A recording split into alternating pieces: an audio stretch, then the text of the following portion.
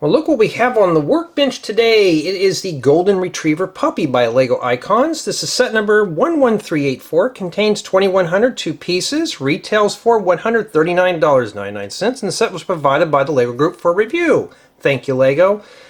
So that's essentially what we're going to be building and taking a look at is a Golden Retriever Puppy with a collar. And it looks like it's a posable animal figure as well.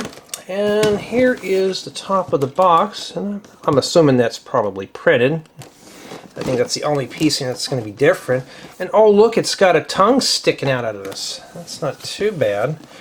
And yeah, this is essentially what it is. It is 30 centimeters tall, or 11.5 inches tall, so it's probably right about there. That's oh wow, really? We're going to have to rip its tongue out or put it in? Yes, it's got detachable parts too.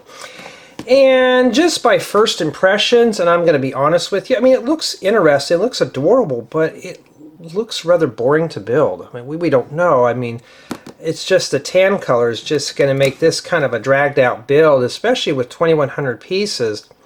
Looks like a lot of this stuff is 1x1 and 1x2s, but we don't know yet. Alrighty, let's see here. Now, what I mean by first impressions when I do these type of videos is just that. I know some people get a little angry with me about the first impressions, but you know, what does the box art say? Does it catch my interest, especially as an adult builder? Is it something that I'm interested in? And usually I'm not interested in brick built animals. So that's essentially what first impressions are. But we don't know, this could be a really fun build. We have no clue. It could even be a collaborative build. So for 2,100 pieces, that's essentially what we have in the box there.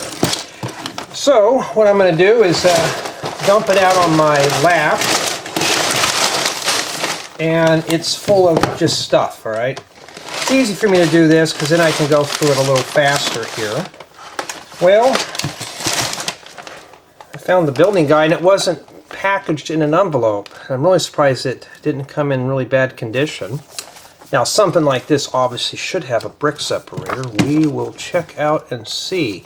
Wow, there's actually some color in here. I was expecting mostly tan, but no, it does come with a brick separator to answer your question. Well, we know what it looks like when it's done. Well, we're not interested in that right now. How many bags does this set have? Well, we're going to use this as our little holder here. That's the most important one. Okay. Try to get these in order as best I can. This box is a little bit narrow here. I know some people want to see what the set looks like unboxed, so here you go. Well, now we know there's 15 bags. Or at least about that much. We don't know. Well, that answered my question. And I need to know that when I do the build, so I know how many build installments I'm going to have to build this set. Because some people, they want to know. I don't blame them. And a lot of your big boy Lego YouTubers will not cover this. Why, I don't know. But I do it differently. Even I read the comments. Some of you said I've been doing these a little differently. Different is cool. So it looks like, well, okay, I was going to say we had 16, but no. We have 17 bags. And order is going to be important, obviously, with this. Now, I'm hoping this set is going to be a collaborative build. Because if it is, this will make a good family project right there. And yeah, we have 17 bags, a printed building guide that wants to fall down. Okay, almost set you there then, kind of get you out of the way. And essentially that's what it is. And we really can't see much yet, but so far we're going to be in for a really good workout in assembling the set. So if you want to see me build this set in several installments, head over to my second channel. We're going to cover the build in its entirety. Come back and we'll take a closer look. Here is the Golden Retriever Puppy all assembled, and it's a very unique build. So here, let's take a quick 360 spin tour. And yeah, it's got really a nice rough texture to it. So it's not soft like a real puppy, of course, but Lego was trying to capture that. And if they made this too smooth, it would just look too finished off. But they were trying to go for more of a kind of like a really soft fur effect, so it's not too bad. And down here we got ourselves a little name tag here, and this is very important, especially if you have furry friends of your own. Make sure they're always wearing their collars and stuff so we can easily find them. And that's printed. And I'll just pop this off and show you here.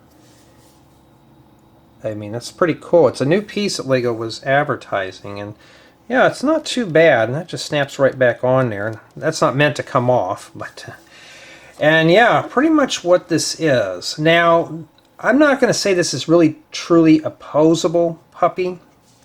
Couple reasons. All right, so first off, the tail is probably the only part here that you can flex around and move. It moves in all different directions, and you know, and stuff like that. So it's pretty cool. It does move around.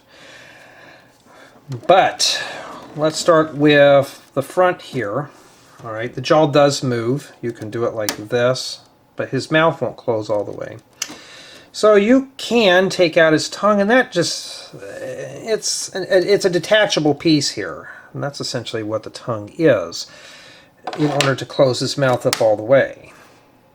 And this is something that you can lose pretty easily, but Lego had already thought of this out. You just take this plate off the back. I thought maybe they did something wrong here. No, that's meant to come off. You stick this in as shown, and then we can replace this back on here as needed, like that. So it's a good way to store the tongue, and if you need it, you just pull it out. But remembering to put that back in there is going to be up to you to figure out, because I would probably forget that. Probably the best thing to do is to leave the tongue in, although it looks fine as is. Now, in addition, the head does move. It rotates. But it just feels kind of flimsy and wobbly. It doesn't go too much like this, and going up and down, it doesn't do that. So it can't look up or down. So if it wants to drink water or have some food, it's going to have to do a face plant, unfortunately. Now, in addition, we have the ears. These are also flexible too, but this is about as far as they go. You know, you can fold them up if you want, but that doesn't look too good. And this down here, these are just tacked in. Be careful, because these could fall off real easily. I wish they had a small hinge piece down here to really fortify that. Lego didn't do that. But, you know, they're doable, and it looks cool. This thing looks adorable. Now, in the box, it says that the limbs can move. They don't move. It looks like they move, but they don't. First off, the rear legs are fixed. You cannot do anything. This paw is fixed. This one here, you actually have to remove to change its position. So this paw here freely does this, but this one here we're interested in. This one doesn't move. You have to take this paw and just pull it out of the socket, and you got to stick it in this hole here to have it go in, and yeah, this will fall apart. I've had that fall apart when I was doing the demonstration on the second channel. Alright, well, we don't need that, I guess. And that's what's going to kill the score on this one here. And that's what you do. It's not flexible like you think. I wish they would at least had this paw here hinged where we could do that. Now I can understand why they were trying to make this as durable as possible. But a lot of the smaller animal or brick-built animals, their limbs move. Why doesn't his limbs move? Maybe it just wasn't possible. We don't know. I can't get into the heads of the creator. But this piece here, I've had it fall off a few times. So you got to put that back in, and yeah, that's pretty much the only part that really ever haven't fallen off. And then you got to put this back on here. This paw here moves too. That's probably the only thing that's really truly hinged other than the ears, and sticking that back in. And honestly, I'm holding my breath. I feel like this is about to break off here. Okay. Also, I'll bring this up closer. Lego did use some space helmets for the eyes, and those are printed. I mean, it looks cool, doesn't it? Let's pop open the mouth here. We'll stick the tongue back in. Yeah, it's mostly detachable parts. Don't let go of my hand, naughty dog. Yeah, I mean, there's teeth in there too. I mean, it looks pretty cool. Looks pretty cool indeed. You can take a close look. Oh boy, you can look right at you. You can stare right into your soul with those eyes, huh? And yeah, I mean, for the most part though, that's it. I mean, you can leave the tongue in there. It looks like that. I mean, but it's totally up to you. If you get your own model, you could do it. You could display it your own way. And yeah, that's pretty much about it. That's the whole nickel and dime tour. Putting it together wasn't too bad. And honestly, not what I was expecting when I first saw it on the box. I saw it on the box and I thought, well, this is not going to be an interesting build. So we're going to start the review with my build experience, and yes, this is probably one of those instances where I was wrong. There's actually a lot of color inside of this. They use lime green, I think they use some flame yellowish orange. There's some bright colors in here. Matter of fact, if I pull the book up here, Lego did use a lot of bright colors. We got pink in here. I mean, look, we got lime green, we got teal. You don't even really see a lot of these colors. Red. We don't even see this anywhere. So it's not just a strict tan build. Lego really thought of this out, which is, which is even cool. In addition, if you have to correct some issues, there's a brick separator. So for my build experience, it wasn't what I was expecting. I thought this was going to be just some tan, boring build, but no. This one was actually colorful inside. And it's not too bad. And I actually somewhat enjoyed it, but at the beginning of the build, it starts off very boring because you're building the framework for inside the torso. But once you get past that and you start adding the skin, the golden retriever puppy goes together real fun. It started getting pretty interesting. Some parts are dry, it depends on what you're working on, but it wasn't something I would say that I was totally bored with. No, this one here I'd say was more average for me. It was just putting it together and enjoying the build. Build quality, I'd say it's average. As you saw right here, this piece comes off if you're trying to take this joint out. And yeah, you're going to have to put the tongue up, and these parts right here on the ears, this could flake off. You got to keep these pinched. Yeah, it's the build quality I'd say is more or less average, but Lego did use a lot of snot methods to construct this. This tail is nice and flexible, which is cool.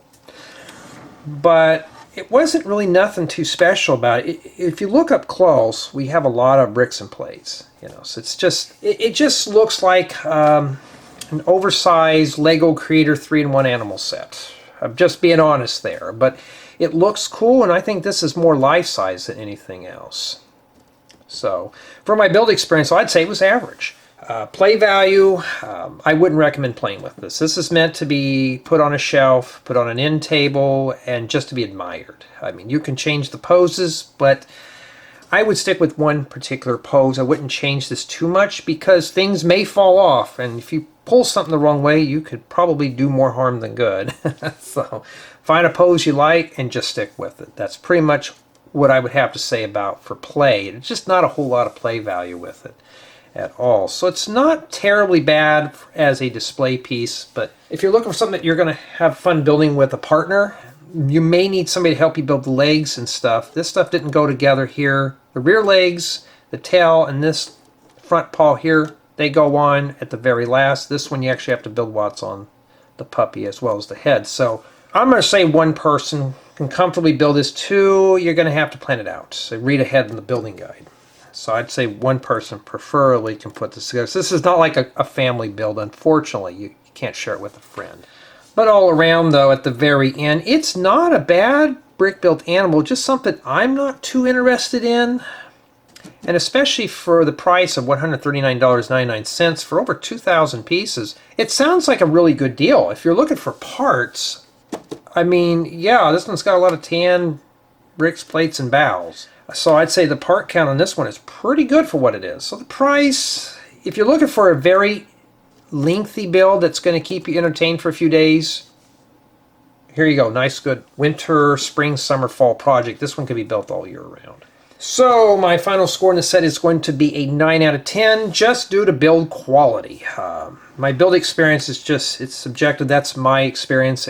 This set you know, would it be something I would buy personally? No. But 9 just for pieces flaking off. We got detachable parts, and I think Lego could have spent a little bit more time on this and make this, if there was a way you could pull the tongue out instead of just detaching it, make the limbs, at least this one, move, I would have been happy with it, just like with this. I mean, I understand he's not going to be able to stand, right? Because this would be very, very tough.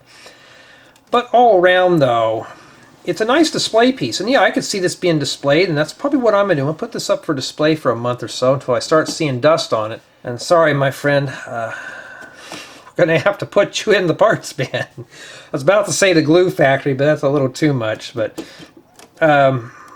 I mean, it's a nice little golden retriever puppy at that. So if you have a golden retriever puppy, here you go. And I'm sure this is pretty close to 1-to-1. And overall, though, just looking at it now, I'm pretty impressed with the way it looks. Yes, it's going to look blocky. It's a Lego build. It's not going to look smooth. It's not going to be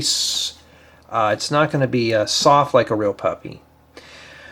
And yeah, with that only one cross axle here, I feel like his head's about to snap off. So once you build it, leave it there. There's just a lot of weight on that cross axle. If you're looking for me to trash talk this one, I'm sorry. I call him as I see him, and this one here wasn't that bad after all. And I think it's priced reasonably for a very lengthy build. And this is going to be something you're going to want to build on a nice cold day. Even if it's hot outside and you don't want to go out because it's just like 100 or so degrees or 40 degrees Celsius. Yeah, you don't want to go out there and roast. This is a good set to do to kill some time. But tell me what you think of the golden retriever puppy.